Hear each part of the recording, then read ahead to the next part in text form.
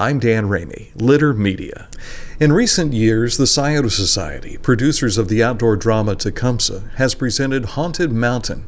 Always looking to expand, Brandon Smith, Scioto Society CEO, says they're taking their fall presentation to new heights. In sitting down and really trying to think about, where do we take this? Like, what's the next step?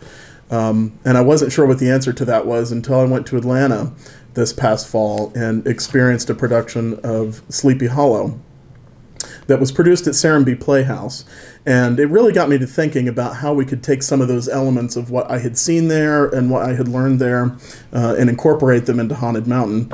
And after a few days of thinking about it, I thought, well, why don't I just call them and see if we want to co-produce something together?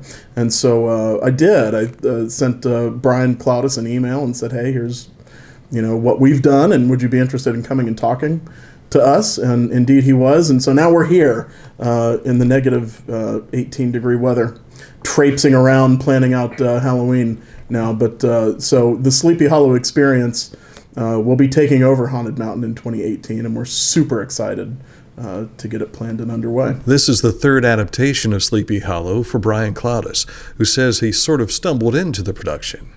It really was a truly kind of like accidental stumble. My home theater outside of Atlanta, Serenbe Playhouse, was looking at expanding programming from our summer season into the fall. This was almost 6 years ago.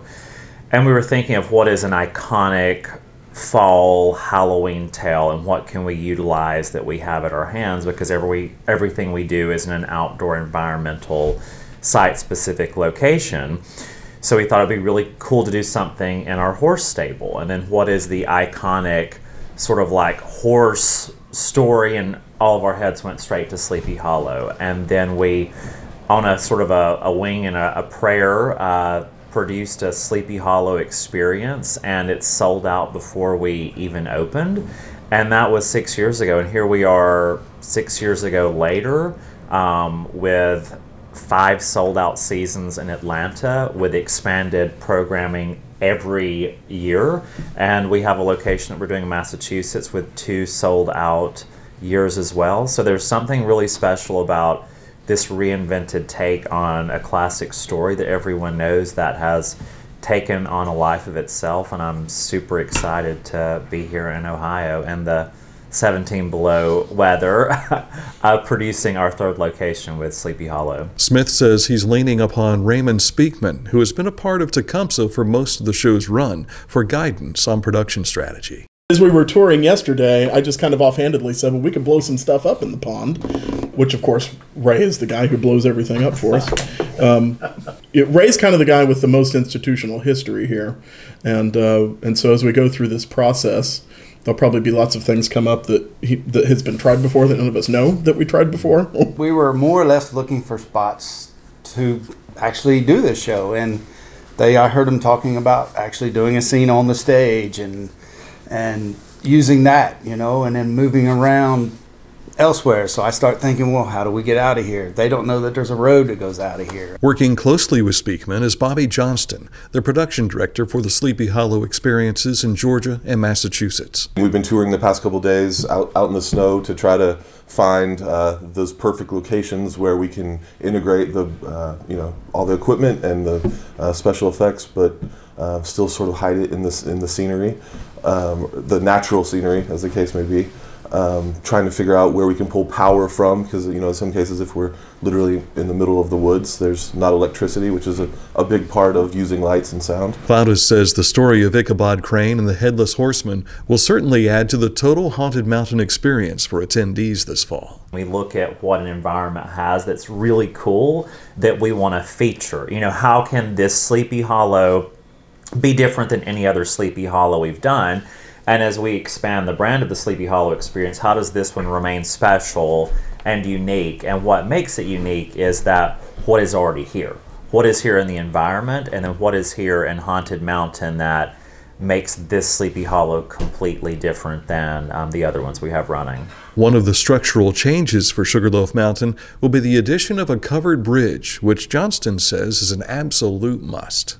Are we going to put a covered bridge over the lake? Well, I don't know if it'll be over the lake, but we are going to have a covered bridge. So you know, we're that's actually one of the things we're here to do is, you know, figure out how we can create those iconic pieces that everyone's expecting and the things that help tell that story here in this location. So there's going to be some new big structures built for this, and it should be pretty exciting. So.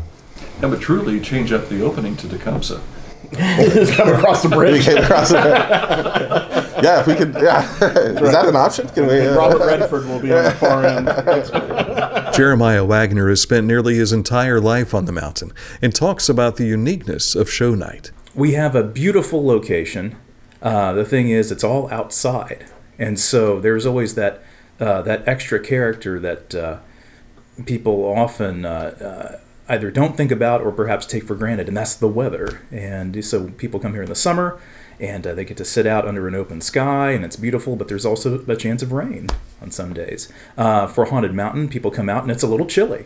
So what we try to do is just keep the environment lively. We open our doors to everybody, and so they can come in out of the cold into the gift shop and enjoy a cup of hot cocoa, which Brandon serves up to them sometimes. And little things like that. We try to pass out candy. We try to just really engage with the public as they're waiting for a great experience. And so, yeah, it's basically, in many ways, it's kind of like a big celebration, a big party in which you're trying to entertain many guests. Speakman puts the entire plan into perspective. Now we're continuing to have things earlier in the spring and keep things going later into the fall. So that's the best part about it, is people continue to visit Sugarloaf Mountain, the home of Tecumseh. That's the biggest thing we try to do. We can expand both ways a little bit into the spring and into the fall. And by doing so, it allows me to employ people longer. And the Scioto Society's mission statement is to do just that.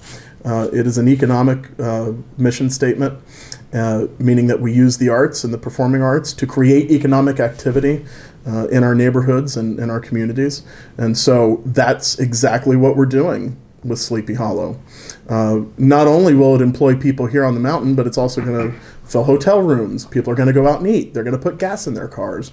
They're going to need to buy a bottle of water. So all of those benefits that happen all summer long with Tecumseh will happen through October with Sleepy Hollow. Opening night will be October 4th, as Thursday performances are added to each weekend, as well as a family-friendly Sleepy Hollow Sunday matinee.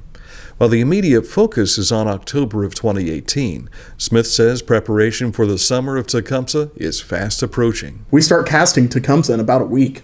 And as we're doing that, we'll be thinking about, gee, could this person also be in Sleepy Hollow? So it's a long process, and it'll be a different process because it's a brand new thing. And we're going to learn a lot this year, and I'm sure we'll make some mistakes, but that's okay. So together in tandem, we'll be putting Tecumseh together and the Sleepy Hollow experience as well. It's going to be a lot of work, and I can't wait to get started. Watch for more details in the coming days on the Tecumseh Outdoor Drama Facebook page.